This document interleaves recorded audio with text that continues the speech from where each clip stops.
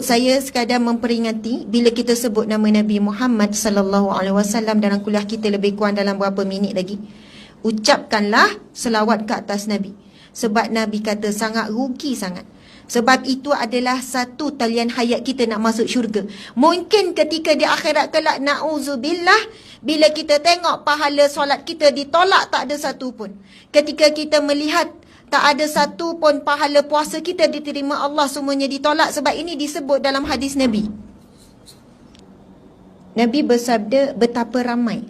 Kam min sa'imin laisa lahu min siyamihi. Betapa ramai orang yang berpuasa, laisa lahu min siyami, tak dapat apa-apa pahala daripada puasanya, yakni puasa Ramadan, illal ju' wal atash, selain daripada lapar dan dahaga. Kita yang hidup 60 tahun mungkin dah 50 kali kita jumpa Ramadan. Na'udzubillah, bila dimakikan akhirat besok, Ramadan kosong. Ramadan kedua kosong. Sebab ini disebut dalam hadis Nabi. Betapa ramai, maksudnya hanya sedikit saja yang diterima pahala puasa. Sama juga dengan Nabi bersabda, betapa ramai orang yang solat malam.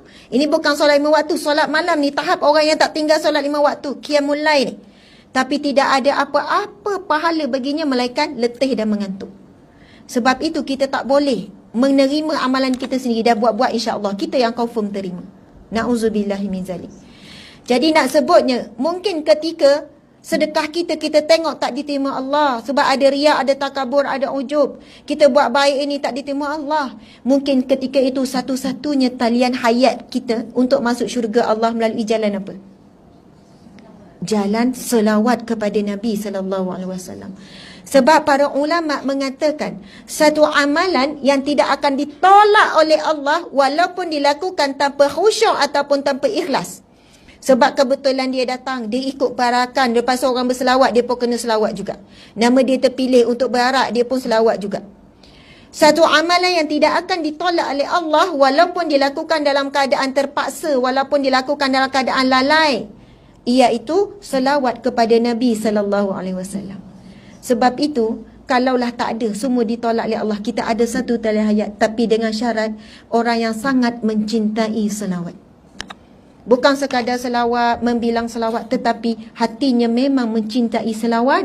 Bahkan kalau ada satu hari dia tidak berselawat kepada Nabi dengan jumlah yang telah dia jadikan amalan 100 kali sehari, 1000 kali sehari, membuatkan dia tak boleh tidur malam, tak tenang, kerana dah sampai masa dia mencintai selawat.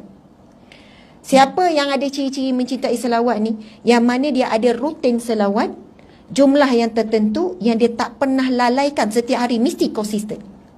Kita ada tak sampai tahap tu? Ataupun tanya selawat, kadang lupa, ada waktunya banyak, ada hari tak ada.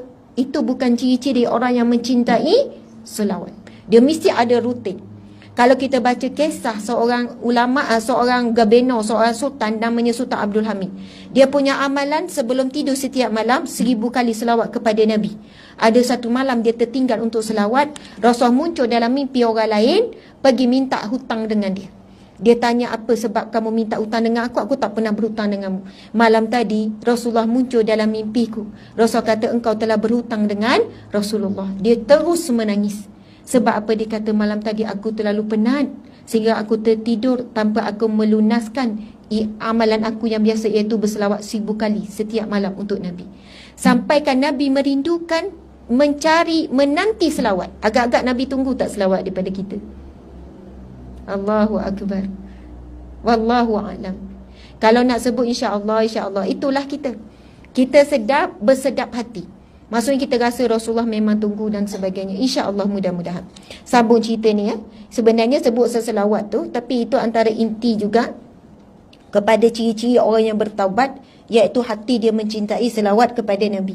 Sebab dia takut sangat di akhirat kelak, dia tak ada jalan lain nak ke syurga, dia ada satu jalan, iaitu jalan selawat kepada Nabi SAW.